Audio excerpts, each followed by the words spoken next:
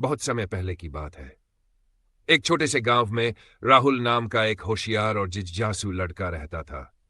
वह हमेशा नई चीजें सीखने और अनोखे अनुभव करने की कोशिश में रहता था।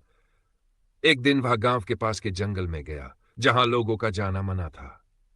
गांव वालों का मानना था कि उस जंगल में एक रहस्यमयी जिन रहता है। राहुल को इन बातों पर यकीन नहीं था। वह हंसते हुए जंगल में और अंदर चला गया। चलते चलते उसे एक पुराना टूटा फूटा घड़ा मिला। जैसे ही उसने उस घड़े को उठाया और उसका ढक्कन खोला, धुएं का एक बड़ा गुबार निकला और एक विशाल जिन उसके सामने प्रकट हो गया।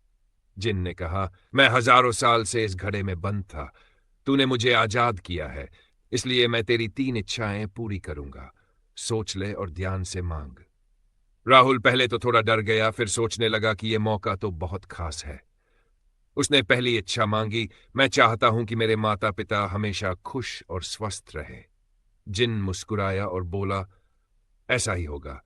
फिर राहुल ने दूसरी इच्छा मांगी, मैं पढ़ लिख कर बहुत बड़ा आदमी बनना चाहता हूं, ताकि सब मेरी इज्जत करें। जिन ने सिर हिलाया और कहा, यह भी पूरी होगी। अब बारी थी तीसरी और आखिरी इच्छा की।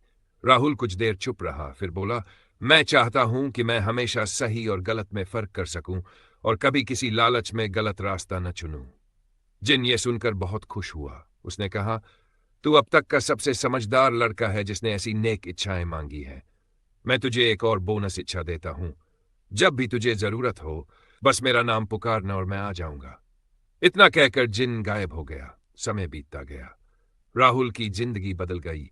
उसके माता पिता स्वस्थ और खुश रहने लगे। वह पढ़ाई में बहुत अच्छा करने लगा और गांव का सबसे समझदार और ईमानदार युवक बन गया। लेकिन सबसे बड़ी बात यह थी कि वह कभी लालच में नहीं आया और हमेशा सच्चाई और अच्छाई के रास्ते पर चला। जिन ने जो वादा किया था वह उसे कभी नहीं भूला। सीख। अब जाकर है वो सब्सक्राइब तो कर लो यार।